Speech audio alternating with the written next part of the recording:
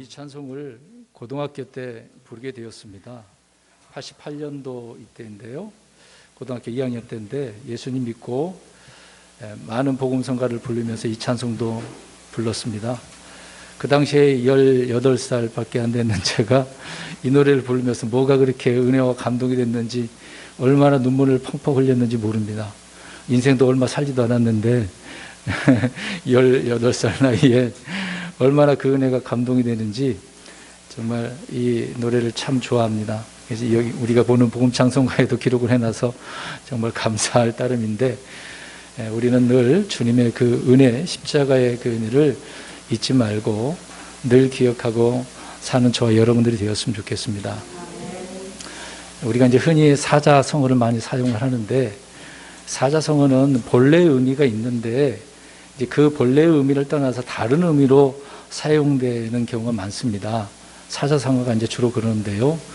그런 것들을 이제 관용어라고 합니다. 우리 성경에도 관용어가 굉장히 많습니다. 한국 사람의 입장에서 이스라엘 사람들이 말한 이런 관용어, 그런 속담들을 볼 때 굉장히 이해가 잘 안 됩니다. 어떻게 이런 말이 도대체 이런 말일까? 막 그럴 경우도 많은데, 아무튼 사자성어가 그렇거든요. 오늘 제목을 좀 사자성어를 썼습니다. 사면 초가에 우리가 있게 되어졌을 때, 빠지게 되었을 때 어떻게 해야 되는가, 참 어려움이 있습니다. 이 용어를 잠깐 우리가 좀 이해를 할 필요가 있어서 말씀을 드리는데, 초나라 항우가 있었습니다. 그 당시 항우가 한나라 유방하고 싸울 때였거든요. 근데 전세가 기울어서 도망치고 있었습니다. 한나라 이제 장수 중에 한신이 있었는데, 한신이 이제 계속 쫓아오고 있었거든요. 근데 싸우다가 잡힌 항복한 초나라 병사들이 있었습니다. 그들에게 이제 밤에 초나라의 노래를 부르게 했거든요. 그때 이제 도망친 항우가 이 병사, 이제 초나라 사람들이 노래를 부르니까 그 노래를 듣고 병사들뿐만 아니라 항우까지라도 굉장히 슬픔에 잠겼거든요. 그 소리를 이제 들으면서, 야, 우리 초나라가 저 한나라에 다 빼앗겼나 보다, 망했나 보다, 굉장히 슬퍼했다고 합니다. 이제 그러다가 이제 계속해서 도망치고 있었는데, 오강이라고 하는 곳에 도착을 해서 그 강을 건너야 되는데 도망치지 못하고 거기서 자결해서 31살 나이에 죽게 되어집니다. 그게 이제 사면초가라고 하는 노래, 그 의미 속에서 말을 하고 있는데, 사막에서 들려오는 초나라의 노래라는 뜻이에요. 원래는 그렇습니다. 그런데 이 항우가 적군들에 둘러싸였죠. 또 그리고 고립된 상태에 있게 되었기 때문에 그 한자 용어가 우리가 그럴 때 이제 사면초가의 용어를 사용을 하고 있는 것입니다. 그런 것처럼 성경에도 사면초가의 일들이 많이 좀 기록되어 있는 부분이 있습니다. 그 중에 우리가 지금 히브리서 11장 29절을 살펴보고 있는데요. 이제 오늘 내용에 보면 이제 전체적인 면을 볼 때 그렇다는 것이죠. 사면초가에 빠졌을 때 어떻게 해결해야 되는가, 정말 더 이상 희망이 보이지 않을 때 어떻게 해야 되는가라는 그런 내용을 오늘 이 말씀 한 구절을 통해서 우리는 깨달을 수가 있다라는 부분입니다. 그런데 이 말씀을 제가 2018년도에 10월 달에 전한 적이 있습니다. 내용은 똑같습니다. 근데 제가 왜 오늘 이 말씀을 우리 성도님들에게 전하는가, 드릴 말씀이 없어서 그런 게 아니라 지금의 우리의 상황, 환경, 입장에서 그 말씀이 오늘 이 내용의 말씀을 통해서 우리가 소망을 얻기 위한 부분이기 때문에 이 말씀을 드리려고 합니다. 물론 기억을 더듬고 들었던 말씀이라 할지라도 성경에 있는 말씀이니까 이런 말씀을 통해서 이러한 상황에서 우리는 어떻게 해야 되는가, 어떻게 해야 이 문제를 해결하고 정말 믿음으로 나아갈 수 있을까, 그 부분을 기억하셨으면 좋을 것 같습니다. 그러니까 오늘 제목처럼 사면초가에 빠졌을 때 해결 방법이 뭔가, 더 이상 희망이 보이지 않을 때 우리는 어떻게 해야 되는가, 그래서 홍해를 정말 어떻게 건넜는지 그 건너는 방법을 통해서 우리의 믿음의 여정을 이렇게 승리하며 나가는 저와 여러분들이 되었으면 좋겠습니다. 우리가 알다시피 구약에 이스라엘 민족이 이집트에서 나와서 이제 홍해를 건너가게 되어지는 상황 아닙니까? 근데 그 홍해를 그냥 건너간 게 아니죠. 하나님께서 밤새도록 동풍을 불러다가 이제 갈라버리게 되는 거죠. 큰 벽을 이루고 지나가는 그 바닥을 마른 땅이 되게 하셔서 이스라엘 백성들이 건너가게 되어졌다라고 하는 그런 내용이죠. 우리는 이 내용을 다 잘 알고 있습니다. 자, 이런 내용의 말씀들을 통해서 우리는 진실한 믿음의 능력이 얼마나 큰 것인지를 말해주고 있다는 거죠. 야, 믿음의 능력이 이 정도야? 라고 하는 부분을 우리는 지나가는 과거의 일들이지만 이런 내용들을 통해서 하나님께서 이거를 말씀하고 있었다라는 것을 우리 깨달았으면 좋겠고요. 또 성도들이 이런 사실을 믿을 때 하나님의 권능이 얼마나 큰가, 크게 드러나고 있는가라는 것을 우리는 이해를 해야 될 것입니다. 이걸 믿어야 되는 건 아니겠습니까? 많은 학자들은 이스라엘 백성들이 저 홍해 바다를 건넜다라고 할 때 믿지 않는 사람들이 많습니다. 특히 목사님들도 믿지 않는 분도 많고요. 또 신학자들도 이걸 부인하는 사람이 굉장히 많습니다. 특히 예수님께서 무리를 걸었다고 하니까 그 밑에 뭐 갈대나 뭐 돌이 있어갖고 걸었다라고 주장하는 사람들 굉장히 많습니다. 성경 사실들을 믿고 싶지 않으니까 별의별 이야기를 다 하는 것이죠. 오늘 이런 이스라엘 백성들이 바다를 건너가게 되어졌을 때 그 믿음의 능력이 얼마나 큰 것인지, 또 성도들이 그것을 믿을 때 하나님의 권능이 얼마나 크게 드러나는지를 우리는 깨달아야 된다는 것이죠. 아무튼 이스라엘 백성들이 홍해 앞에서 이제 건너가야 되는데 건너가지 못하는 상황이거든요. 이런 홍해 앞에선 이스라엘 백성들에게, 민족에게 바다를 갈라서 그 속을 걷게 하신 하나님의 권능과 은혜, 그 인도하심을 생각할 때 우리는 얼마나 믿는 신자로서 감동이 됩니까? 우리는 성경을 믿으니까 그 사건을 읽을 때, 야, 우리 하나님이 있구나, 우리 마음에 감동이 되잖아요. 읽을 때마다 이런 사건들을 볼 때 하나님께서 이렇게 역사하셨구나 알게 되어집니다. 이집트에서 유월절을 지키고 어린 양의 피를 통해서 이집트에서 구원받아 나온 이스라엘 백성들, 모세의 인도를 통해서 약속의 땅으로 가고 있는 상황 속에서 지금 오늘 처음에 한자 용어를 썼지 않습니까? 그것이 어떤 상황이죠? 사면초가에 접어드는 그런 상황이라는 것이죠. 이런 상황에서 그러면 모세와 이스라엘 백성들에게는 무엇이 필요하겠는가? 이제 오늘 그런 내용의 말씀들을 기록을 하고 있는 것입니다. 좀 이게 교리적인 부분이긴 하지만 첫 번째 고린도전서 10장 1절과 2절 가서 보면 바울이 이 부분에 대해서 이야기를 하는 바가 있습니다.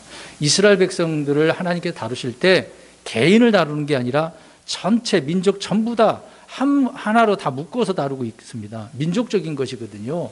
이들이 홍해 바다를 건너는 것은 침례다라고 말씀을 하고 있습니다. 그러니까 10장 2절에 모두가 구름과 바다 속에서 모세에게로 침례를 받고 구름과 바다 속에서 침례를 받았다. 침례 이야기를 갑자기 이야기를 해요. 그러면 우리가 구약 사건만 보면은 그냥 홍해 바다 건넜대라고 이해를 할 거 아닙니까? 근데 의미가 있는 것이죠. 왜 사도 바울은 침례라고 이야기를 했을까? 그 이야기를 우리는 이해를 해야 되는 것입니다.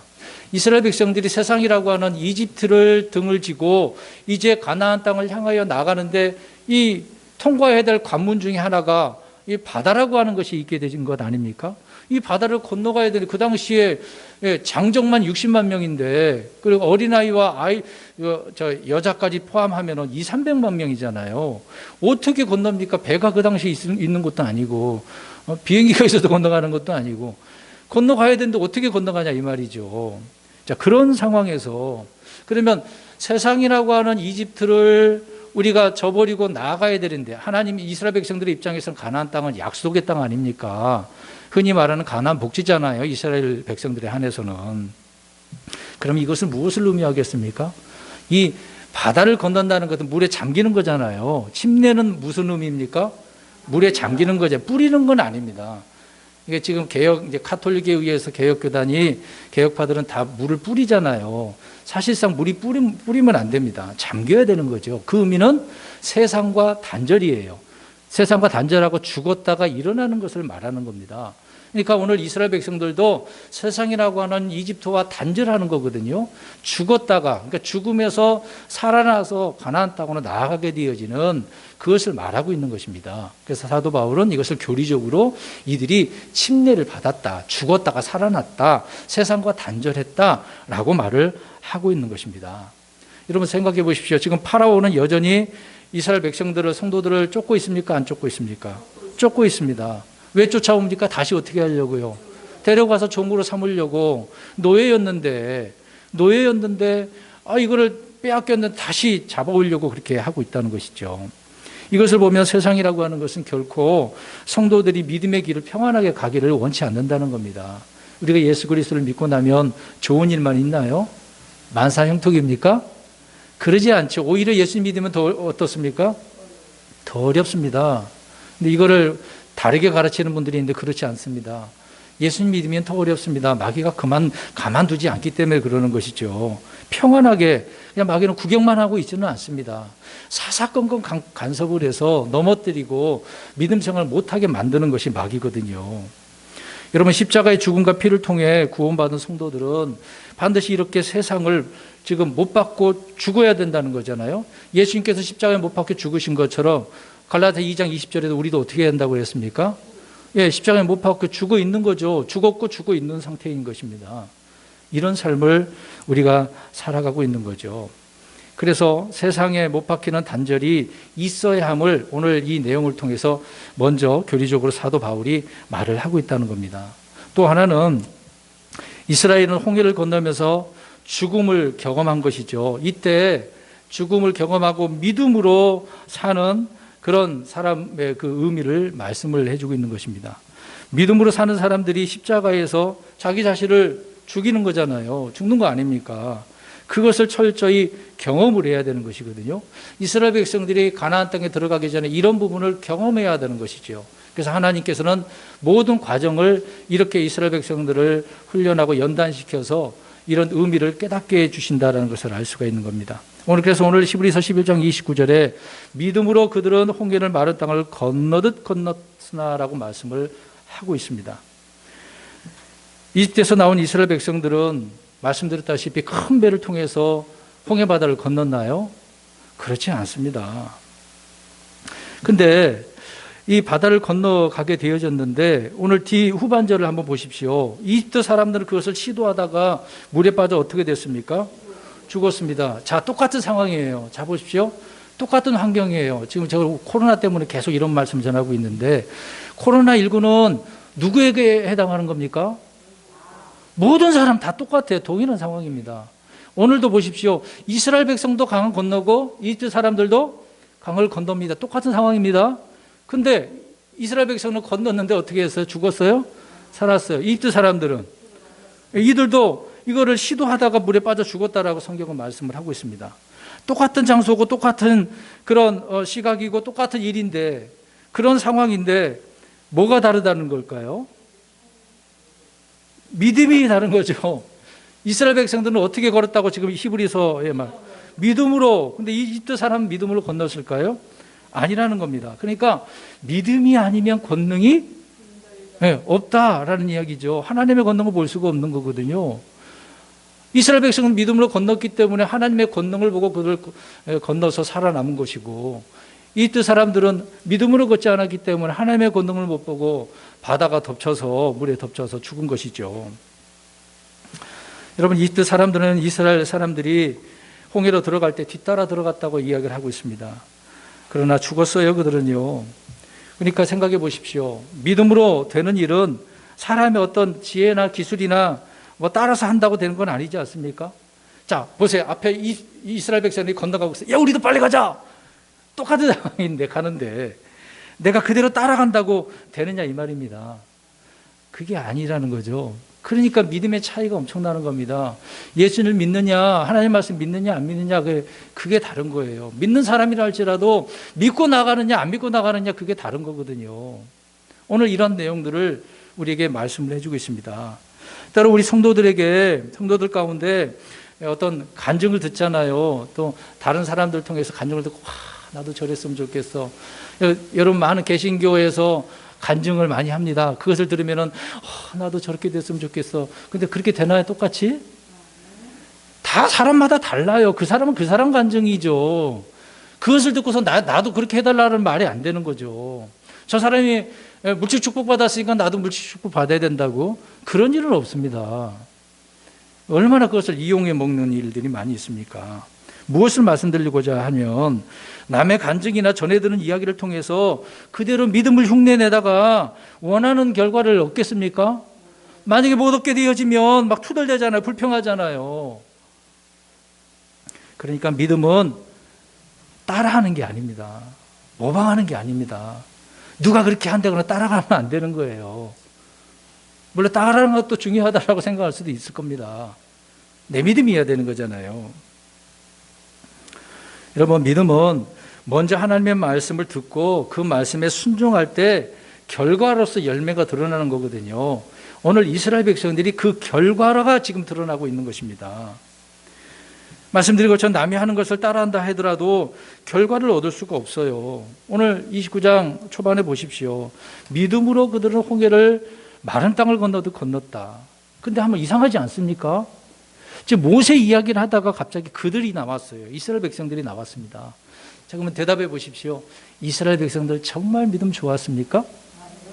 전혀 아닙니다. 전혀 아닙니다. 근데 왜 오늘 히브리서 기자는 믿음으로 건넜다고 이야기를 할까요? 뭔가 앞뒤가 안 맞는 것처럼 보이지 않습니까? 왜 그럴까요? 왜 이렇게 말씀을 합니까? 차라리 믿음으로 모세는이라고 하면 이해가 되는데 믿음으로 그들은 이스라엘 이야기를 하고 있잖아요. 출애굽기 14장 가서 보면 오늘 이 상황을 기록을 하고 있는데 파라오가 병거를 이끌고 이스라엘을 추격하니까 이스라엘 백성들은 믿음 고사하고 어떻게 합니까? 벌벌벌 떨고 불평과 원망을 하잖아요. 너 왜 우리를 데려다가 여기서 죽게 하느냐. 얼마나 불평과 원망을 했습니까? 다시 이집트로 돌아가겠다고 떼쓰는 장면을 보게 되지 않습니까? 상황이 이런데 오늘 이 히브리서에는 믿음으로 그들은이라고 이야기를 하고 있습니다. 뭔가 다른 점이 있잖아요. 뭔가 다른 점이 있지 않습니까? 성경은 왜 이렇게 말했는지를 우리는 찾아봐야 되는 것이죠. 그 당시 이스라엘 사람들은 불신 가운데 있었습니다. 지금 불평하고 있는 거잖아요. 모세는 출애굽한 이스라엘 백성들의 믿음을 잘 알고 있었습니다. 믿음이 없다는 것을 알고 있었어요. 경험을 했습니다. 광야 40년 동안 보니까 이놈들 조금도 믿음이 없어. 그 내용을 한번 보실래요? 신명기 32장 20절. 후반절, 중반절부터 한번 보십시오. 이는이라고 나오죠. 신명기 32장 20절. 혹시 저와 여러분 그러지 않을까요? 정말 나는 10년이고 20년이고 지금 신앙생활을 하고 있는데 나 정말 믿음 있는 것처럼 그렇게 생각하는 사람들이 많이 있잖아요. 근데 우리가 이스라엘 사람들처럼 이러지 않을까? 신명기 32장 20절 이는서부터 시작. 그들이 심히 거역하는 세대요 믿음이 없는 자녀들이기 때문이라. 믿음이 없는 자녀들이래요. 주님의 말씀대로 전혀 믿음이 없다는 사실을 모세는 알고 있었습니다. 그런데 왜 믿음으로 그들은이라고 그랬을까? 잘 들으십시오. 홍해가 갈라지는 순간까지 이들은 믿음이 있었을까요? 없었을까요?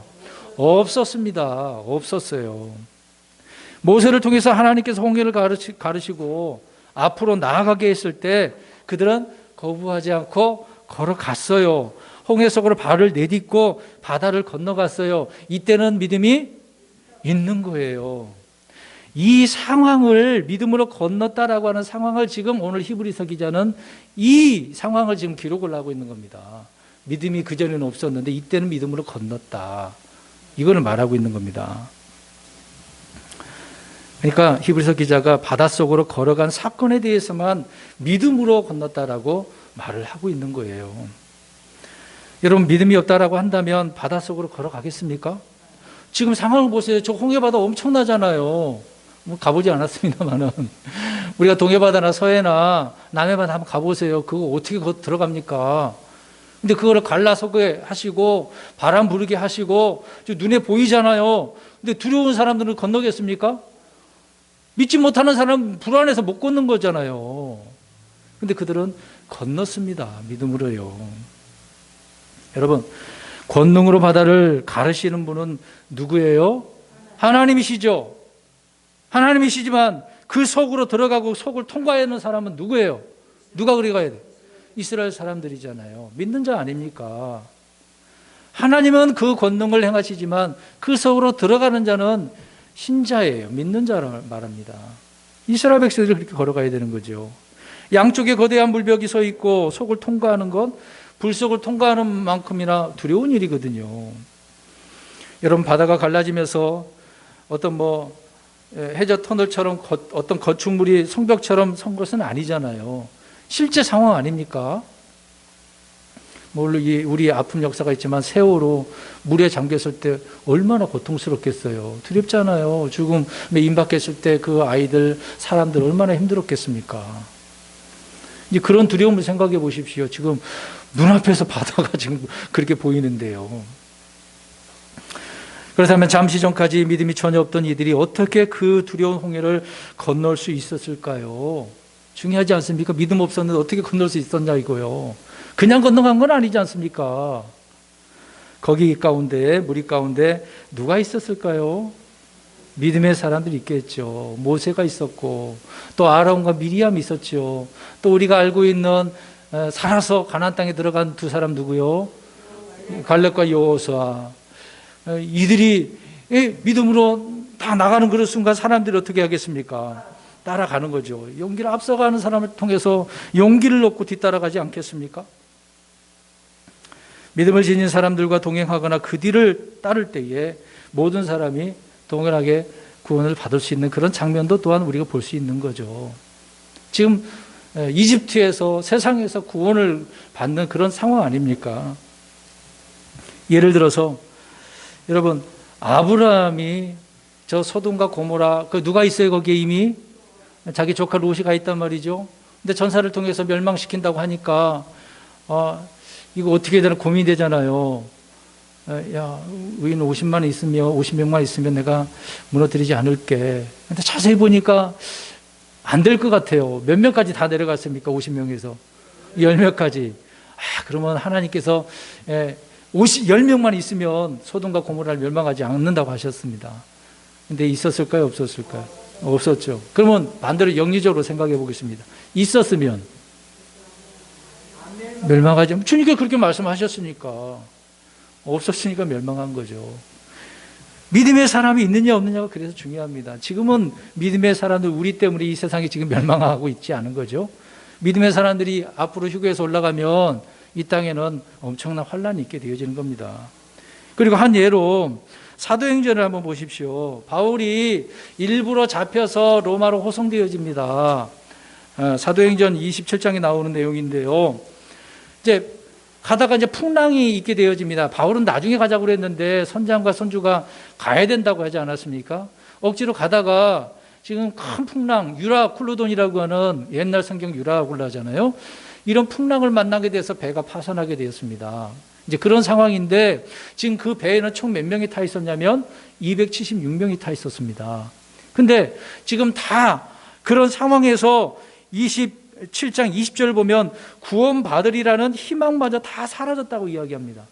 폭풍이 얼마나 셌는지 다 희망을 잃어버렸습니다. 희망을 잃어버린 이런 상황에서 천사가 나타나가지고 바울에게 말씀을 전하잖아요. 오늘 너를 포함해서 모든 사람들 한 사람도 죽임을 당하지 않을 것이다. 건진받게 될 것이다. 이 말씀을 듣게 되었습니다. 그러니까 바울은 어떻습니까? 확신이 생기잖아요. 다른 사람들은 다 어떤 상황이에요? 두려워하고 불안한 상황이에요. 사면초가 아닙니까? 어디 갈 수가 없는 상황이잖아요. 근데 지금 누구 때문에 그들이 다 살아난 거예요, 사실상? 바울이잖아요. 믿음의 사람들이 있으니까 살아난 거 아닙니까? 믿음 좋은 사람, 그런 사람 옆에 붙어 있는 것만 해도 감사할 일이에요. 이런 사건, 이런 내용들을 보면. 그런 상황에서 바울은 사람들에게 야, 힘을 내라. 음식을 먹고 힘을 내자. 마지막 어려운 순간이 있는데 배가 파손된다 할지라도 다 살아날 거다 하지 않습니까? 그러니까 그로 인해서 많은 사람, 276명 다 바울 포함해서 건짐을 받게 되어지는 거죠. 여러분, 두려움과 불신에 빠져서 절망한 이스라엘을 향해서 오늘 본문의 모세는 하나님의 구원을 선포합니다. 출애굽 19장, 14장에 보면 나옵니다. 백성들의 눈에는 누가 보입니까? 뒤쫓아오는 이스라엘 백성, 파라오 군대가 보이잖아요. 근데 모세는 뭐가 보입니까? 이스라엘 백성들은 이집트 군대가 보이지만 모세는 뭐가 보이십니까? 하나님의 권능이 보이잖아요. 저 비록 홍해가 앞에 놓여 있다 하더라도 그 어떻게든 하나님께서 역사하신다는 것을 모세가 모르겠습니까? 예? 모세는 그것을 통해서 절망하지 않았죠.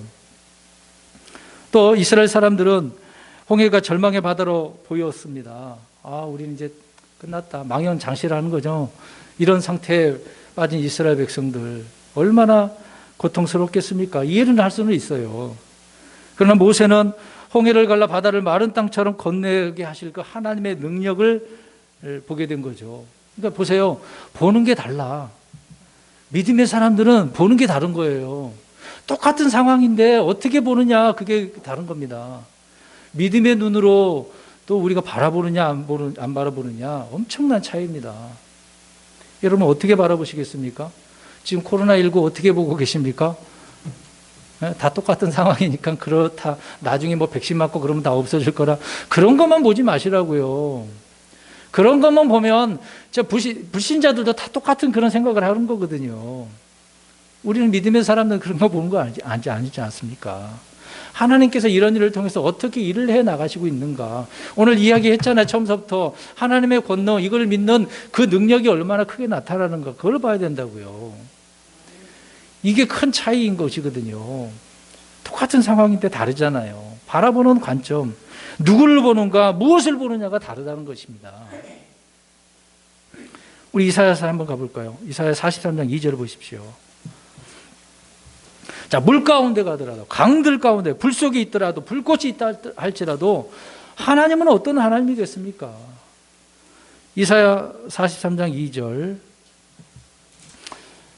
이사야 43장 2절 시작. 내가 불 가운데로 진당할 내가 너와 함께 하리라. 강들을 건널 때 강들이 내 위로 넘쳐 흐르지 못함. 내가 불 속으로 들어갈 때 타지도 아니하고 불꽃이 너를 사르지도 못하리니. 이렇게 할 수 있는 이유가 뭐겠습니까? 누가? 하나님이 그렇게 해주시니까. 우리 사람의 힘으로는 안 되잖아요. 자연재해가 일어나면 사람이 이 문제를 해결할 수 있습니까? 쓰나미만 해도 감당 못 하잖아요. 그런 자연도 하나님의 말씀 한마디면 다 꼬박하고 죽어버리는데, 순종하는데 뭐가 걱정이에요? 그 하나님을 바라봐야지. 그러니까 모세는 하나님의 구원을 바라보는 거예요. 지금 이 세상으로부터 이 물에서, 홍해 바다에서 건진받는 거, 이걸 바라본 것입니다. 하나님은 파라오의 모든 군대보다 크신 하나님이죠. 홍해보다 크신 하나님이시죠. 세상에 그 어떤 것보다 다 크신 하나님이십니다. 우리 예수님도 그런 분이시죠. 크고 위대하신 분입니다. 근데 문제는 우리의 마음이네요. 믿음이네요. 도대체 우리의 마음이 안절부절, 불안한 상태, 두려운 상태, 오늘 사면초가에 이르러서 지금 고립된 상태, 한번 생각해 보시기 바랍니다. 근데 우리 마음은 이게 성경에 보니까 다고 계속해서 달라고 하잖아요. 그래도 우리 마음에 채울 수 있습니까? 없습니까? 못 채워요. 그러니까 우리의 마음보다 크신 하나님이라고 요한일서 3장 20절에 이야기합니다. 그러니까 우리의 마음보다 크신 하나님이 이런 문제를 해결해 주지 못하시겠습니까? 그리하지 아니하실지라도 우리는 어떻습니까? 주를 믿고 신뢰하고 감사하는 거죠. 여러분, 믿음의 사람 모세에게 이집트는 한 줌의 재였어요. 아무것도 아니었습니다. 갈렙과 여호수아가 저 가나안 사람들을 볼 때, 이 믿음의 사람들이 볼 때는 그들이 뭐라고 그랬습니까? 나중에 와서 보고를 할 때, 그들은 우리의 밥이다. 지금 성경 우리 평경으로는 빵이다. 옛날 성경으로는 밥이다. 빵이에요. 먹을 거리밖에 안 되는 거예요. 아무것도 아니란 얘기예요. 그냥 씹어 먹는 거, 발로 밟는 거. 믿음의 사람들은 그렇게 보는 겁니다. 그러니까 이 코로나19도 믿음의 사람들은 아무것도 아니에요. 이것 때문에 막 불안해하고 어떻게 해야 되는지 성도들이 왜 여기에 신경 쓰고 있습니까? 조심할 것만 하면 되는 거죠. 네. 믿음이 없었던 이스라엘 사람들은 낮에 구름기둥, 밤에는 불기둥으로 자신들과 함께 하시고 인도하시고 보호하시는 것을 보면서도 믿었어요? 안 믿었어요? 안 믿었습니다. 똑같은 상황인데 안 믿었어요. 모세를 원망하고 이집트로 다시 돌아가기를 얼마나 바랬습니까? 광야 40년 동안 몇 번이나 하나님을 시험했다고 그랬어요? 10번이나. 주님께서 행하신 놀라운 일들, 권능을 다 잊어버려. 계속 봤는데도 불구하고 기억력이 그렇게 없는지 몰라요. 아니, 눈에 봤잖아. 눈으로 경험했잖아. 근데 왜 뒤돌아서면 잊어버리냐고요. 요즘 표현으로 화장실 들어갈 때 나올 때 다른 것처럼. 아니, 어떻게 하나님을 믿는다고 하는 사람들이 기억력이 그렇게 없는지 모르겠어. 여러분, 불신이라고 하는 것은 자신이 처한 것, 눈에 보이는 것 외에는 아무 생각도 없어요. 자기 눈에 보이는 것만 보이니까 그러는 것입니다. 그러니까 시야가 넓어요, 좁아요? 좁은 거죠. 그러니까 양이라고 표현하는 겁니다. 양은 멀리 있는 거, 앞에 있는 것밖에 못 보거든요. 그래서 그들 속에는 여전히 파라오의 이집트에 대한 두려움이 있었습니다. 근데 모세는 달랐어요. 우리 성경 보겠습니다. 출애굽기 14장 13절 14절 읽겠습니다. 출애굽기 14장 13, 14절 읽어보겠습니다. 모세는 달랐어요. 우리가 이런 사람이 되었으면 좋겠습니다. 모세와 똑같은 사람은 될 수는 없어도 이런 믿음의 사람들은 될 수 있는 거 아닙니까? 출애굽기 14장 13, 14 시작. 모세가 백성에게 이르되 너희는 두려워하지 말고 가만히 있어서 오늘 주께서 너희에게 보여주실 그분의 구원을 보라. 다시는 너희가 오늘 본 이집트 사람들을 영원히 또 보지 아니하. 주께서 너희를 위하여 싸우시리니 너희는 조용히 있을지니라 아니라. 아멘. 구원을 보라고 이야기해요. 저들은 다 영원히 다시 보지 못하게 될 거다. 그러면서 하나님께서 싸우실 거니까 너희는 어떻게 하기만 하라. 조용히 있어. 그냥 보기만 해. 하나님께 감사 찬양만 돌려. 이제 그 정도죠. 그러니까 믿음이라고 하는 것은 조용히 주님을 어떻게 하면 됩니까? 바라보는 것, 신뢰하는 것입니다. 어떤 환경에서도 주님께서 우리를 건져주실 수 있는 주님의 그 구원을 바라보는 것이죠. 힘드십니까? 어려우십니까? 경제적인 것 때문에 힘드시지 않나요? 우리는 주의 구원에 무엇을 더해 드릴 수는 없습니다. 지금 홍해를 가르는 일은 누가 해야 될 일이에요? 하나님이 하실 일입니다. 그냥 보고만 있으면 돼요. 우리가 홍해를 가를 수 있습니까? 하나님이 하신 일은 사람이 할 수가 없어요. 그러니까 하나님이 하신 일을 그냥 보기만 하면 돼요. 지금의 입장에서 우리의 성경을 통해서 믿기만 하면 되는 거예요. 그게 전부인 겁니다. 많은 사람들이 온전지 못하고 안식을 얻지 못한 이유는 주님이 하신 일을 자신이 대신하려고 하는 거, 그것을 믿음이라고 합니다. 지금 어려운 상황 우리가 접하게 되어지면 누가 하려고 그래요? 주로 내가 하려고 하잖아요. 그건 믿음이 아니에요. 내 열심일 뿐이죠. 바다 위로 바람을 일으키는 일은 누가 하는 것입니까? 하나님이 아니라 내가 할 수 있는 일은 아니잖아요. 불기둥을 이집트 군대 앞에 세우는 분도 하나님, 흑암이 있게 하는 분도 하나님이시잖아요. 홍해를 가는 일도 하나님의 일이지 우리가 하는 일은 아닙니다. 여러분, 부흥이라고 하는 것도 어떻게 해야 부흥을 할 수 있습니까? 예? 나 자신의 영적 부흥이나 교회의 부흥이나 그런 걸 누가 합니까? 하나님이 하시죠. 내가 할 수 있는 일은 없어요. 내가 당연히 해야 될 일은 있겠죠. 복음을 전하고 말씀 가운데 내가 살고 순종하고 우리가 해야 될 일은 그거죠. 근데 그걸 이렇게 세우시는 분은 누가 하는 겁니까? 하나님이신 거죠. 조용히 우리는 그것을 신뢰하는 것입니다. 모든 힘은, 능력은, 권능은 주님께 나오기 때문에. 이사야 30장 15절에도 주 하나님 이스라엘이 거룩하신 이가 이같이 말하노라. 너희가 돌이켜 안식하여야 구원을 받으며 조용히 하고 신뢰하여야 힘을 얻을 터이나 너희가 원치 아니하고. 그러니까 이스라엘 백성들은 원치 않았다는 이야기가 뭐겠습니까? 힘을 얻어야 되는데 원치 않는 이유는 조용히 하고 신뢰하지 않았다는 거죠. 자기들이 어떻게 하려고 했던 겁니까? 하려고. 지금 보세요. 북이스라엘이나 남유다는 북이스라엘은 아시리아 망했고 남유다는 바벨론에 망했거든요. 근데 이들이 지금 누구의 도움을 얻은 줄 아십니까? 특히 남유다, 저 이집트 파라오 누구를 의지해서 바벨론 왕을 물리치려고 했습니다. 이미 하나님께서는 어떻게 하시겠다 그랬어요. 멸망시키고 포로 잡혀가긴다고 예레미야를 통해서 말씀하셨는데 그들은 그게 안 믿어지는 거 무슨 소리냐. 거짓 대언자들에게 속아서 아니다. 우리에게는 누가 있다 그러는 거예요. 이집트가 있다. 우리가 할 수 있다라고 생각했던 거죠. 근데 됩니까? 안 되죠. 하나님 앞에서는, 말씀 앞에서는 안 됩니다. 구원은 노력과 행위로 되는 것은 아니라는 거죠.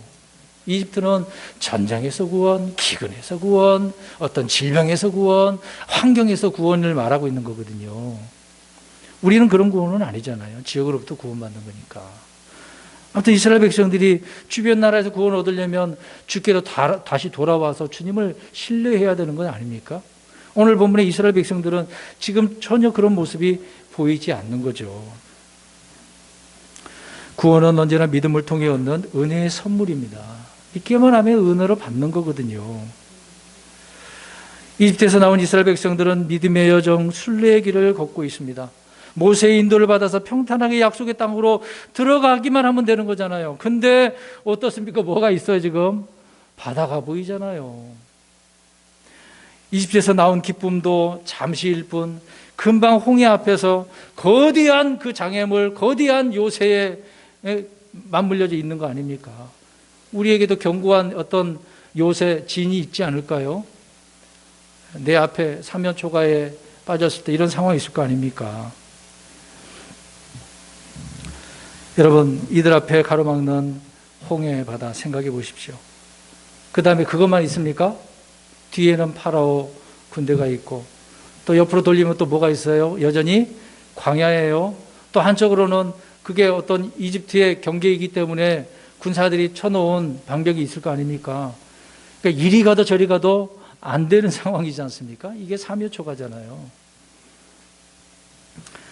하나님께서 이런 상황으로 인도하신 거예요, 안 하신 거예요? 아니, 이상하지 않습니까? 하나님 왜 그래요? 그냥 이런 것도 다 없애버리고 바로 그냥 가나안 땅에 가면 되잖아요. 그렇게 말할 수 있잖아요. 근데 하나님 이런 상황으로 인도하시네요. 자꾸 데리고 가셔요. 그러면 이렇게 생각해 보겠습니다. 지금 우리에게 처해진 상황, 아니면 지금 전 세계가 당하고 있는 코로나19, 하나님께서 이런 상황을 만들었다고 한다면 피할 길도 누가 주시는 거예요? 하나님이시잖아요. 우리 믿는 자는 더욱더 하나님을 바라봐야 되는데 지금 하나님보다도 세상 사람들은 무엇을 의존하려고 합니까? 백신. 백신이 있으면 해결된다고 하지 않습니까?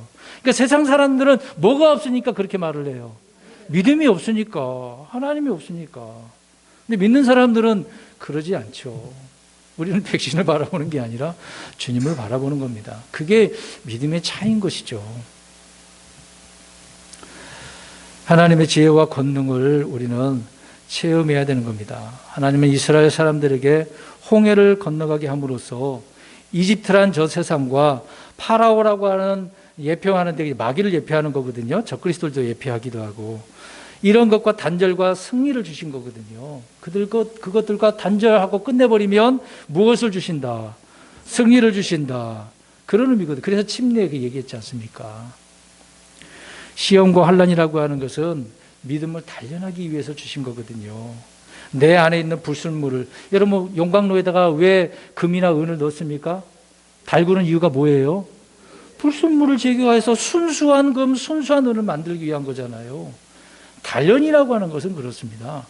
이런 똑같은 상황인데 우리에게는 나를 단련시키는 일이구나. 그렇게 생각으로 우리가 받아들여야 되지. 하나님 너무 힘든데요. 이러한 상황은 빨리 없애주세요. 그렇게 기도하면 안 된다니까요. 이거는 애기들이 기도하는 것처럼 기도하는 거지 않습니까? 하나님 이런 일들을 통해서 무엇을 주시려고 합니까?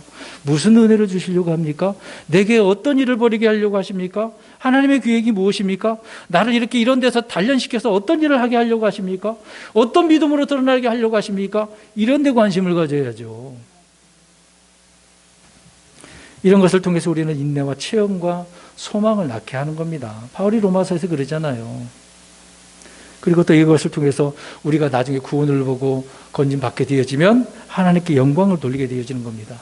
그 이스라엘 백성들이 나온 후에 모세가 노래를 하잖아요. 하나님께 영광 돌리는 찬양의 노래를 기록을 하고 있지 않습니까? 오늘 본문으로 가서 29절, 히브리서 11장 29절 후반절을 보십시오. 자, 앞에서는 이스라엘 백성들 이야기했는데 이집트 사람들은 그것을 시도하다가 물에 빠져 죽었고 그들 역시 시도했다가 죽었습니다. 근데 아예 구경만 하고 있었으면 어땠을까요? 살았겠죠. 이스라엘 백성들 잡겠다는 욕망에 바닷속으로 뛰어들었다가 다 죽은 거 아닙니까? 근데 이들이 물에 빠져 죽은 것, 그 사람들이 파라오 이집트에서 죽은 걸까요? 앞에서도 말씀드린 것처럼 그런 게 아니라 뭐예요? 그렇죠. 믿음으로 건너지 않은 거잖아요. 이들은 믿음이 없는 거니까. 이스라엘은 믿음으로 건넜지만 그들은 믿음으로 건넌 게 이게 다른 거예요. 그게 다른 겁니다. 이집트는 이스라엘 모세가 태어났을 때 어떻게 했습니까? 파라오가 남자한테는 막 죽이게 했지 않습니까? 태어나면 남자이면 다 죽이라고. 하나님께서 그걸 갚으신 거예요. 자, 이런 내용의 말씀들이 영적 진리에 동일하게 적용을 되는데 예수 그리스도께서 우리에게는 생명의 한계이지만 믿지 않는 자들에게는 무슨 한계겠어요? 생명이 아니라 사망, 죽음이잖아요. 그리스도의 십자가는 우리 성도 믿는 자들에게는 구원의 증표가 되지만 믿지 않는 사람들에게는 멸망의 증표, 사망의 증표가 되는 거죠. 그러니까 이 십자가를 통해서 주님을 믿느냐 안 믿느냐 똑같은 상황인데 누구는 믿지만 누구는 안 믿어. 이거 엄청난 차이 있지 않습니까? 그냥 하나의 이야기야 전설이야 라고 끝나면 아무 의미가 없는 거죠. 근데 비록 누구를 통해서 들었고 말씀을 통해서 보니까 정말 나를 위해서 그러셨구나 믿어져. 그럼 내게는 구원의 증표가 되는 거죠. 우리는 이런 상황에서 우리에게 주어진 모든 믿음의 길은 주님께서 함께 하신다는 것을 잊지 마셔야 돼요. 오늘 이스라엘 백성들 이집트에서 나오게 하셨으면 그냥 하나님께서 내버려도 지금 니네들 알아서 해라 그랬을까요? 아니에요. 계속해서 함께 하십니다. 지금 불평과 원망을 하고 있는데도 불구하고 하나님께서는 길을 열어주셔요, 안 열어주셔요? 열어주시잖아요. 함께 하시니까 이런 하나님을 신뢰해야 되는 거 아니겠습니까? 하나님께서는 너희를 위해서 싸우겠다라고 앞서가서 싸우시겠다라고 말씀을 하고 있습니다. 이스라엘 백성들이 하나님을 의식하고 살았어야만 하는 것이죠. 우리 그리스도인들도 마찬가지입니다. 믿음의 삶을 시작한 성도들에게 이런 어떤 어려움이 닥칠 수 있는 거죠. 그럴 때 주님께서 함께 하시는 가운데 이런 것들이 있다는 것을 잊지 마셔야 돼요. 만사형통이라는 것은 없습니다. 이런 길로 주님께서 인도하셔서 나를 단련시켜가지고 믿음의 사람들로 딱 성숙하게 하려고 하시는 것인데, 그럼 이럴 때 주님 감사합니다. 나는 이렇게 부족했는데 이렇게 나를 단련해서 믿음의 사람들로 만들어 주십니까? 하나님 감사합니다. 이렇게 돼야 되는 거 아닙니까? 이게 믿음의 사람들이 할 말이거든요. 이게 믿음의 말이에요. 믿음의 말. 근데 우리는 그런 말이 안 나고 하나님 왜 나한테 이렇게 했어요? 언제가 얘기했잖아요. 제가 전도사 때 일인데요. 장로교 전도사 때 아는 그 같은 전도사 이제 목사님 됐지만 그 아들이 신학교 가는데 나 주일번 안 사주면 학교 안 가. 그렇게 말한 것처럼 혹시 우리 그렇게 살려요? 하나님 이거 안 들어주면 나 안 해. 생각 안 해. 성경도 안 읽어. 기도도 안 해. 그러시겠습니까? 그러면 안 되죠. 이스라엘이 홍해를 건널 수 없다라고 한다면 다시 이집트로 끌려가서 무슨 생활을 해야 됩니까? 노예 생활을 해야 돼요. 건너지 않으면 노예 생활을 해야 됩니다. 근데 건너가야 되잖아요. 노예 생활하는 게 좋겠어요? 자유롭게 사는 게 좋겠어요? 자유롭게. 주님께서 우리를 자유 주셨잖아요. 자유의 종이 아닙니까? 노예의 종 아니. 우리는 더 이상 노예의 종이 아닙니다. 자유를 가진 하나님의 아들들이에요.